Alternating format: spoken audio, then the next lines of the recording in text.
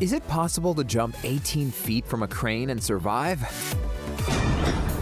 Can helicopters actually spin around in midair? And which stunt sequence resulted in Spectre setting a world record?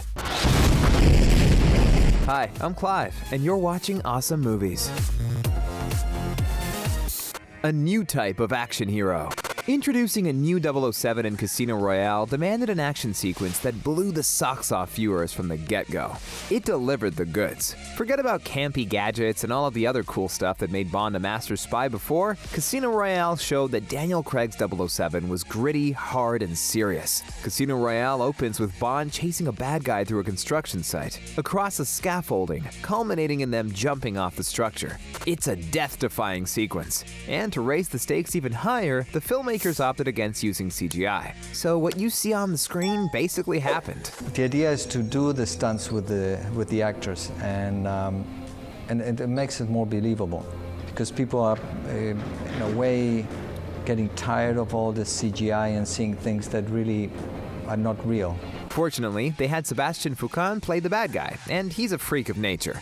It was really no problem for him to jump and glide through a construction site with ease. Like the way he climbs up bars and all that sort of thing, it's very spectacular to watch. The professional free runner was brought into the fold because the filmmakers knew he could pull off impressive stunts without the aid of digital wizardry. So they thrust him and Daniel Craig into a chaotic situation and let them go wild. The truck was real, the house explodes for real, everything was real. You run, you have to be careful for real. And Daniel ran for real behind me. While the scene creates enough fear to make the hairs on the back of your neck stand up, the chaos was tightly controlled. The actors and stunt performers were strapped to girders during the leaping sequences, which proved to be the most complicated part of bringing the high-octane carnage to life. The parts that seemed most dangerous to our eyes, meanwhile, were less complicated. In order to create the illusion of danger, the filmmakers used good old-fashioned camera techniques, which amplified the action. We used cranes, we used cable cam, and to get into position that was exciting. Daniel Craig was well up for getting involved in the action whenever he could. The actor trained for 3 months to get ready for the role, and he wasn't willing to let his stunt double have all the fun. The energy's in the right place and the concentration levels are in the right place. As for those crazy crane jumps, those required some serious preparation. Because the stunt performers genuinely jumped from the super high structures, they had to practice falling from similar heights beforehand. They also had to count on the weather being right on the day, and it was just lovely. The stunts went off without a hitch, and everyone lived. But they're no less terrifying to watch, especially if you suffer from acrophobia.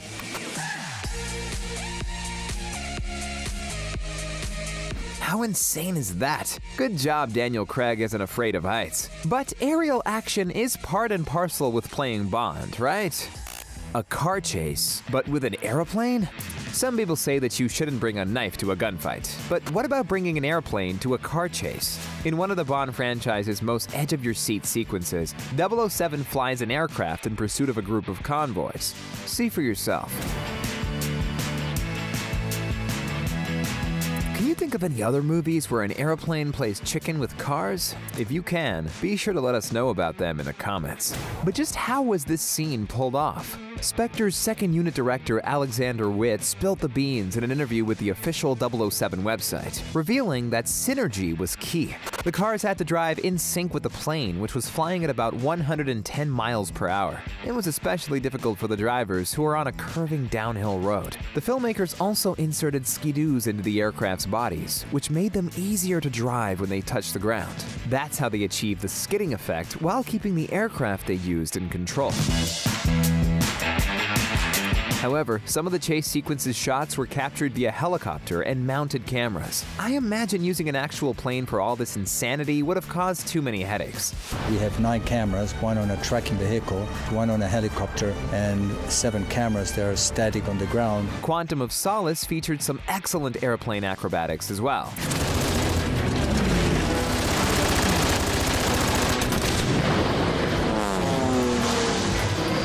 While Daniel Craig and Olga Kurylenko didn't physically have to fly any planes through a canyon, the filmmakers made sure they brought in some pros to make the action as authentic as possible. This basically entailed attaching cameras to air vehicles and letting them go. We have aerial cameras, we have 2 cameras on an Aerostar, space cams on helicopters, and then we have some very long lenses up to 1600 millimeter. These sequences involve some expert piloting skills too.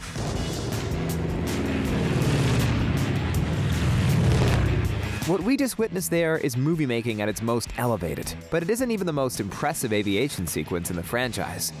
Helicopter heroics. No one is disputing that the Bond movies strive for realism at every possible turn, but some people don't believe that Spectre's helicopter-induced chaos was the real deal.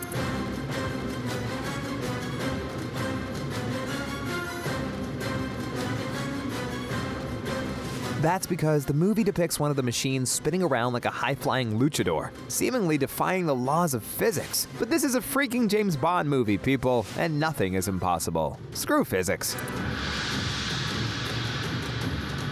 You just saw it with your own eyes. Don't ever doubt me again.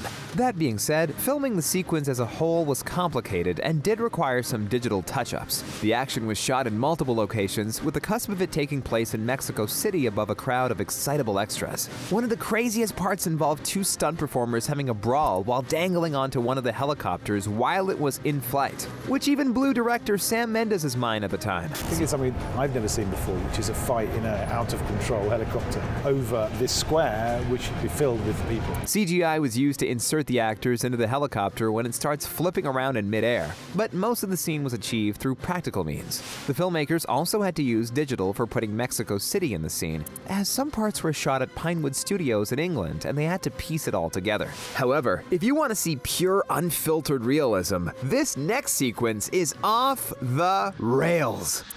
Don't miss your train. Name a mode of transport, and there's a 95% chance that Bond has used it for carnage. So far, we've mainly covered air-based machine vehicles, but one of the craziest stunts in the entire saga involves a train. Remember the pre-credit sequence in Skyfall that ended with Bond dying? Wink, wink. Well, it's pretty amazing that no one actually died while they were shooting it. In this one, Bond and his nemesis get into a brawl on top of a speeding train that was moving at 50 kilometers per hour. Naturally, to fire, Daniel Craig performed most of his own stunts, starting with him running across a digger before leaping across the choo-choo machine. There's also a long fight scene on top of the carriages of the speeding train, and the performers had to keep their balance.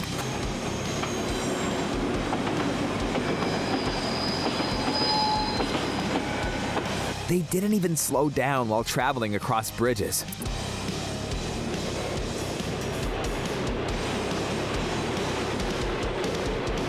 If that went wrong, the performers really could have plummeted to their deaths. Then again, it isn't like Bond stunt guys are opposed to falling from bridges. Check out this stunt from the upcoming No Way to Die if you don't believe me.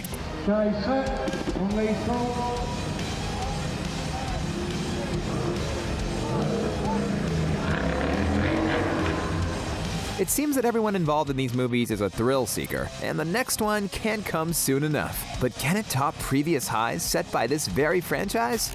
Breaking records with a bang!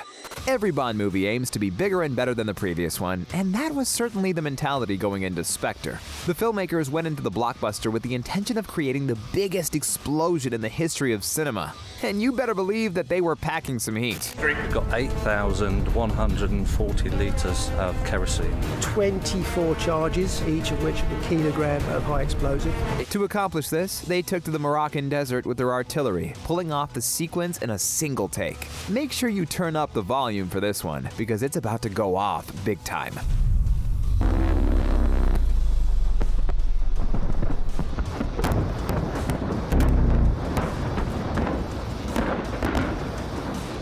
Mission accomplished. It's just a shame that poor Blofeld's base had to get destroyed in the process. But that's what he gets for being a maniacal supervillain. If you like this video, be sure to check out our insights into John Wick without the CGI and VFX as well.